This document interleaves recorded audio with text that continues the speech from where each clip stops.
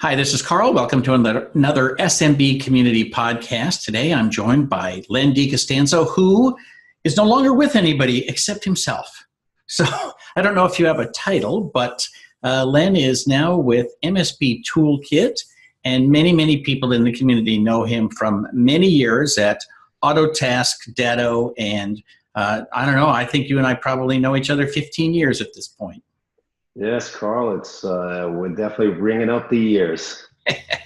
Well, thanks for being here. So why don't you tell us a little bit about your background and then a little bit about MSP Toolkit.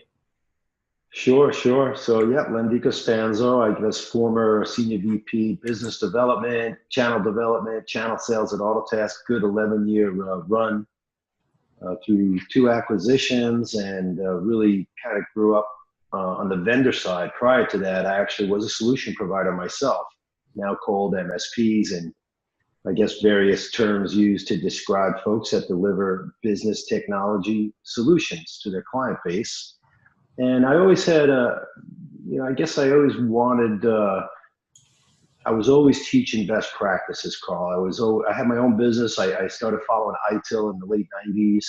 I've been following it quite a long time. And one of the things I really took pleasure in is just sharing some best practices that I learned. And then as my time at Autotask, and certainly even before with my peers, just kind of collecting best practices and bundling them up together, delivering them, using them myself. And now one of the things I've decided to do upon leaving Autotask is, and Datto, I actually merged with Datto, was there for about a year, left about 3 months ago, is put together MSP Toolkit. I've had the domain for a while. I was thinking of doing something prior to Autotask as I was out teaching folks how to build a managed service practice, and just thought I'd focus a little bit on MSP Toolkit and look to bring best practices to life for service providers. MSP Toolkit, I know everybody calls everyone an MSP these days, Carl, and I'm sure you have what you like to call folks, but to me, MSP means managed service practice.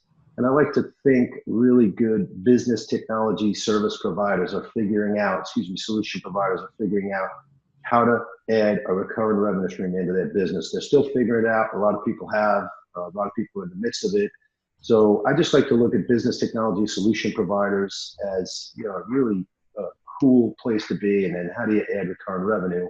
And with MSP Toolkit, I'm going to try to bring tools together, productize project offerings, services, really try to synthesize how to build a service catalog of offerings around projects and then what your recurring services might be as you drop in those solutions. So kind of a toolkit, if you will. Right.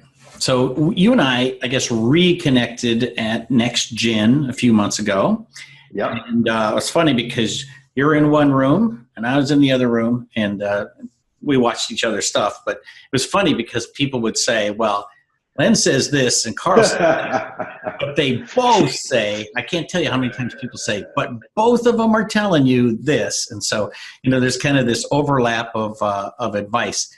Sometimes it's a little over here and sometimes it's a little over there, but we sure agree on the best practice piece of it. Yeah, well, I think the beautiful thing about best practices, including ITIL or any best practice that's out there, I mean, some of them are pretty firm in what they're teaching, but I think best practices can be interpreted, and your own experience might guide you to how you might see a best practice. There are definite, kind of flows that have to happen. Like if you go down in the weeds, like with incident management, there's a definite flow. But the resources, how you move through the process, you could always adjust. And I think, for the most part, we may interpret it, but our interests are the same. We want to help these solution providers be better at what they do, help their clients better. Right. Well, I know you saw at Autotask that, there are people who have one set of practices when they have a 3-person shop, but then they hire and hire and hire, and then they get a salesperson. And the practices of a 12-person shop are very different in many ways. And so, it's hard for some people to stop doing things the old way, as they evolve their company. And so, how do you get people to say, look, you need to reevaluate your practices every few years as you change and the environment that you operate in changes? It's Good question, Carl. I mean, one of the things that always kind of, I don't want to say threw me, but I try not to use it during my days at Autotask, is the word transformation. I mean, it's a big word.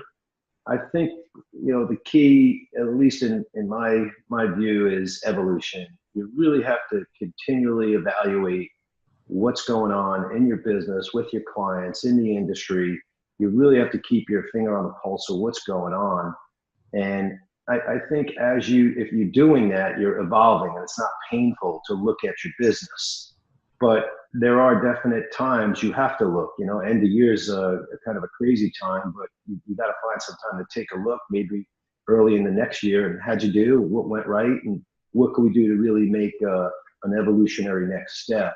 So I think if the average solution provider is kind of given the opportunity to evolve, and they're taught how to consider what's going on and how to incorporate it in their business, they'll be a little bit better off. But it's definitely tough. Matter of fact, one of the key things, actually a key question maybe, or a question I was typically asked by some smaller guys was, or not even a question, it started with a statement, and then I would answer it. It basically was, yeah, I don't think I'm really ready for a PSA tool. I don't really think I'm ready for an RMM tool.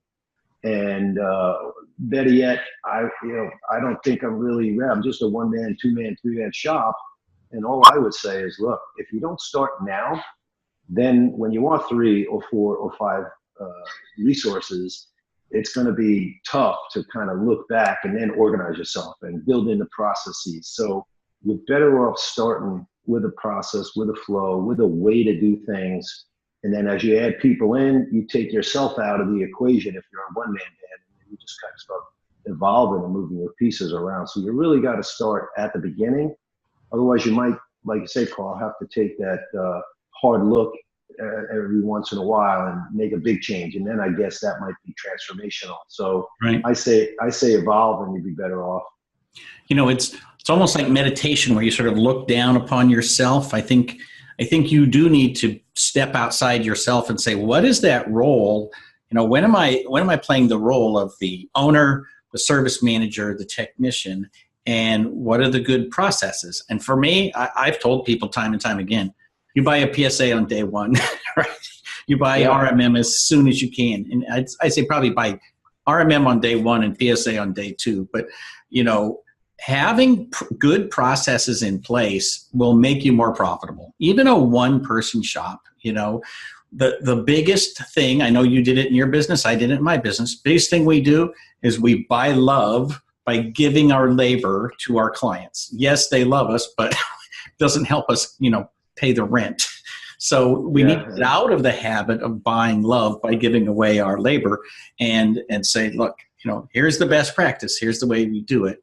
And a good example of that is, I always tell people, your best first hire should always be an administrative assistant, and you should turn over billing to them as quickly as possible, because they won't give away as many hours as you will, right? Yeah, I agree with that first hire. It's very important. So yeah, I actually would call it, sometimes I called it a technical administrator. I think for me, my first hire was my sister. She was my office manager, but she basically did whatever I couldn't do, or said, you know what, you're not technical, you can't fix a server, you might as well take care of the billing, take care of the correspondence, take care of the phone, take care of responding. Right. So, definitely an administrator is key, or a coordinator, whatever you want to call it. And you know what, Carl, I'll give you a little quick tip. Like, I started my business, I was maybe 24. And I was pretty fortunate that I actually ran into some, back then it was the Big 8, Coopers and Lybrand. And I ran into someone that worked there, and he was looking to go off on his own. He was awesome at Excel, awesome at, kind of, let's call it business tech, building really nice solutions through spreadsheets. I was a developer, and we kind of combined. But one thing I learned very early in my business is all you have in your inventory is time. And that time goes away, and it goes away quickly. And if you give it away, you're actually really hurting yourself. And I really feel from day one out of the gate, I properly track my time, I properly build it. And most people say it's because I'm Italian from New York, but I never had trouble collecting my money, Carl. So if I send a bill out, I got it paid. And I think in my 20 years of business, I might have credited $1,000 for some kind of work that might not have been done right. So, for me, I think I started out right, and I kind of teach that. In fact, one of the biggest sessions I do out there is how to price your services. And it's all about time and how you track it, how you value it, and how you might mark up and kind of price a service that not only has your time in it, but your people, right? You don't want your billable resources, as I like to used to say, on the beach, hanging out. So, right. But it's very important. You're right. You have to just be very mindful of, how you track your time and billing for it. Yeah, it's interesting. Right now, there's a lot of newer folks coming in. There's a lot of groups on Reddit and Facebook and LinkedIn for people who are totally new to the business. And they have exactly the same questions that you saw 10 years ago, 15 years ago, 20 years ago. How do I price my stuff? How do I bundle my stuff? What are you using for a PSA? What are you using for an RMM? And there's literally this never-ending flow of people coming into the business that need education and coaching and, trying to, they need help getting started. Well, that's really, I'm glad you said that, Carl, because that's why I figure MSP Toolkit, it's never too late to offer, help, offer guidance, offer interpretation of best practices, put the tools that all the good guys are using in one place, get the vendors all together and, kind of say, look, I don't want to call it a franchise model, but hey, if you take a BCDR solution, here's your PSA, here's an RMM, here's the key categories, and then pick your vendor, do your vetting. I'm not going to tell them which vendor might be a good tool for them, but certainly getting your evaluation going and sometimes what's even nicer is you got these tools, but if you don't have the people to touch them, there's a lot of good outsourced third parties that will actually use your tools until you got the resources to use your tools. So you really kind of teach them not only the tools, but how to actually go out and deliver that solution, that service, even if they don't have the right resources. So, it's true. They come out and what's even funnier too, I don't want to say it's funny, but you say there's always people with questions. What I like are the folks that maybe haven't been around as long as you and I. And I'm actually, Carl, I'm around a little longer than you. I started 84, I think you 95, right? Yep. And, oh geez, I just lost my train of thought thinking of that. Oh my gosh. Where was I going, Paul? The questions that they have, kind of newbies questions. Well, right. The newbie questions. But what I really like is folks that kind of just come in the industry, or maybe they've been in a little while. Maybe they're on the vendor side too. And they try to say things like, you have to be more consultative. It's not like the old days. I'm like, so you told me in 1984 when I sat down with my client in their boardroom and discussed their business needs and wants and challenges and devised a technology solution around software and hardware and custom apps, that wasn't consulting. So I think what goes around comes around, and some people haven't seen it. And I think we've been fortunate in that we've seen enough to be able to kind of, get through the clutter. And granted, there's new stuff coming out all the time. Some of these great new solutions and new technology coming out all the time. But it's, it typically follows the form of others. It's about efficiency and cleaner process and automation. And, you just learn about the new tool. And even when I started my recurring revenue model, because there was no such thing as managed services around 97 when I started charging monthly for my clients, it's a similar approach, except you got more tools to throw into the mix. And that's, again, where MSP Toolkit kind of comes. There's tools. You got to use them. And if you don't know which ones there are, hopefully they go to guys like you and I and their peers to see what's out there. Right. It's interesting because I think that, if all your experience is going back 5 years, then you may not know that this really used to be a business of true consulting. There was a period where people didn't really do consulting. What they did was take servers out and move people to the cloud. And they did that for 5 years, chunk, chunk, chunk, chunk, chunk. And there wasn't really much engagement at the business level. And I think we're almost being forced into that by, as you say, the new technology. right? Like, should I be looking at IoT? Should I be looking at LED? Should I be looking at signage? This all looks, to the end user like an expense, right? But we need to come to them and say, there's also an opportunity. Let me save you some money. Let's talk about that from your business's perspective. Oh yeah. Oh, definitely. I think you're right. There definitely were times. If you look at the housing market, you put your house on the market, it sells. Wow, that's a great market. You don't really have to think.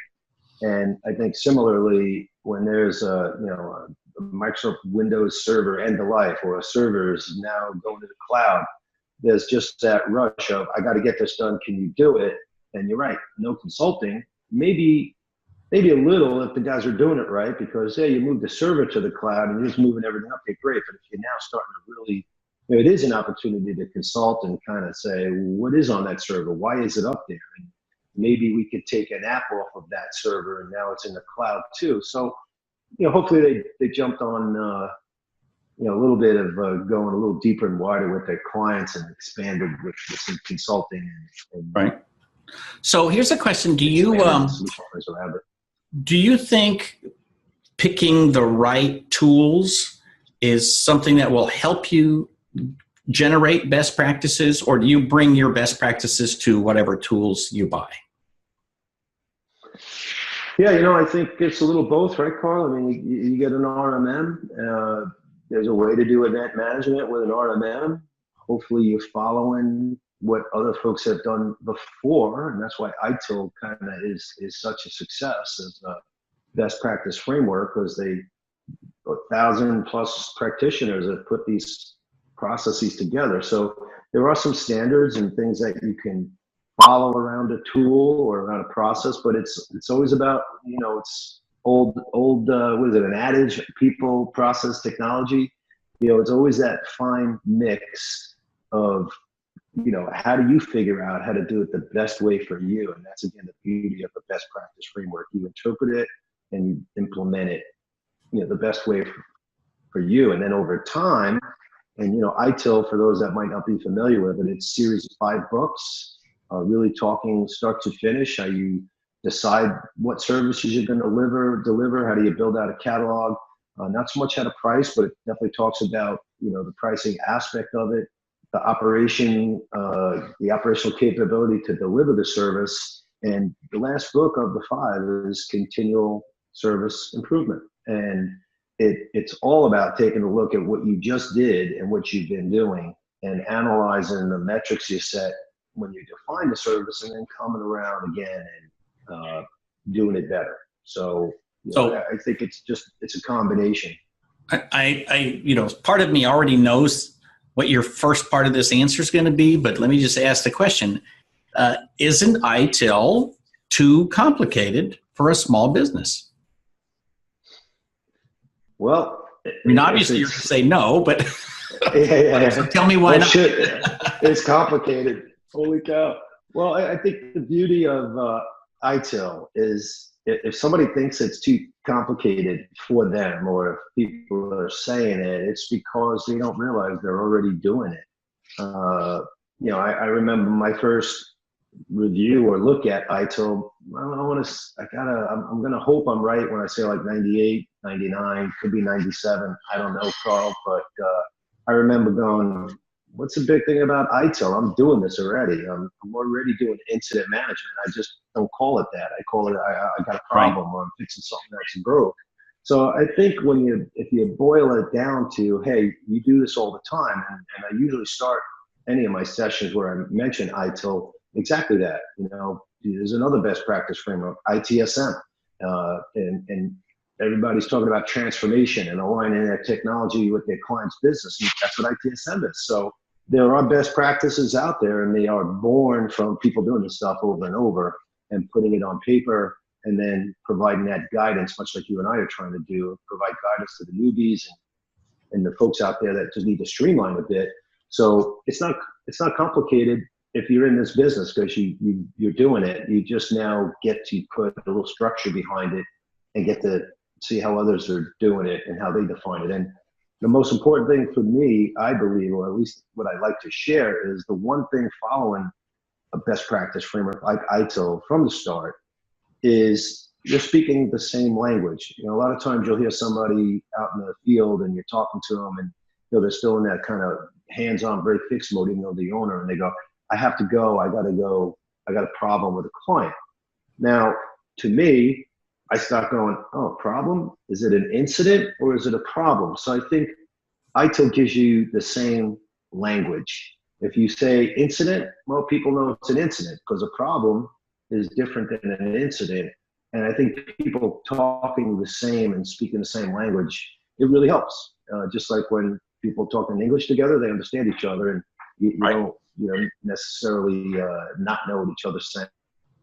Well, it's interesting. In a different language. So 10 it's not years that complex, just follow it.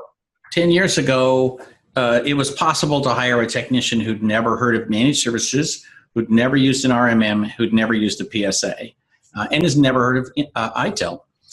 Today, we're in a different world, right? When you hire people, I can expect them to have used some PSA and some RMM, and whether they have my definition or not, they have some idea of what managed services is.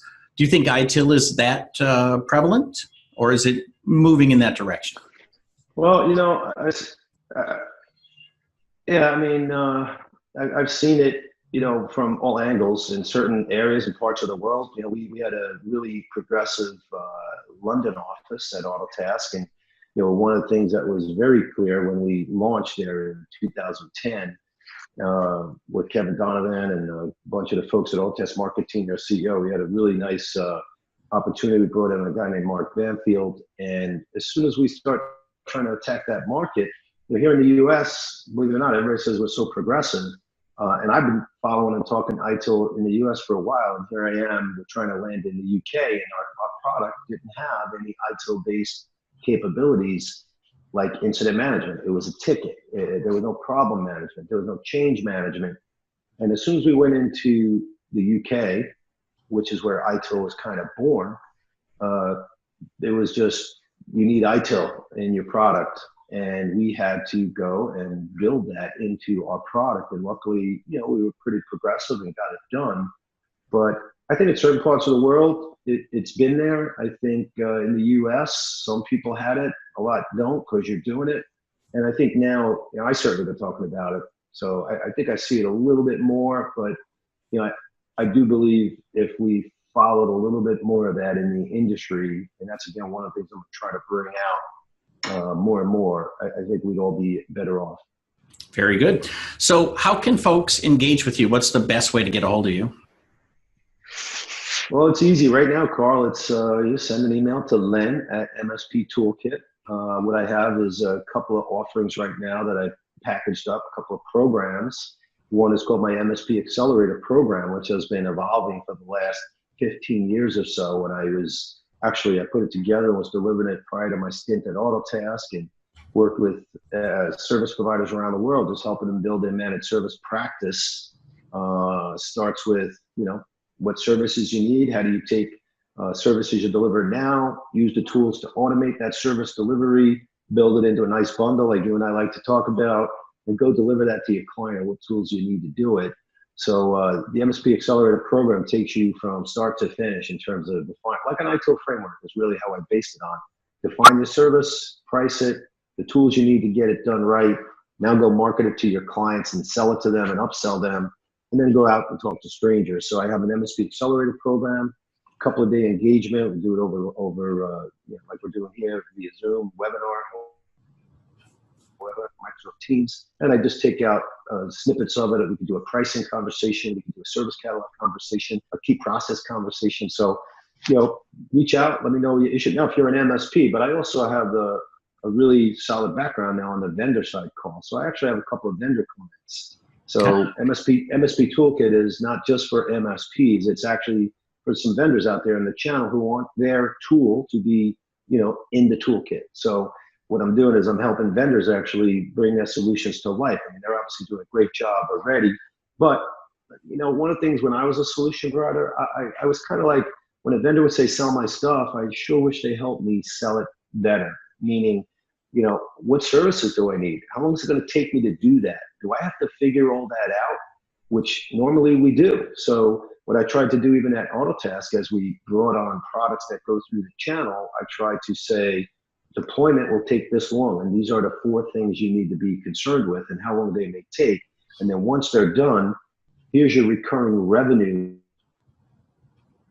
SKU or service. And here's a typical charge. And now go for it, guys. You got to price it the way you want based on your variables. But the framework is project, services, bundle, managed service.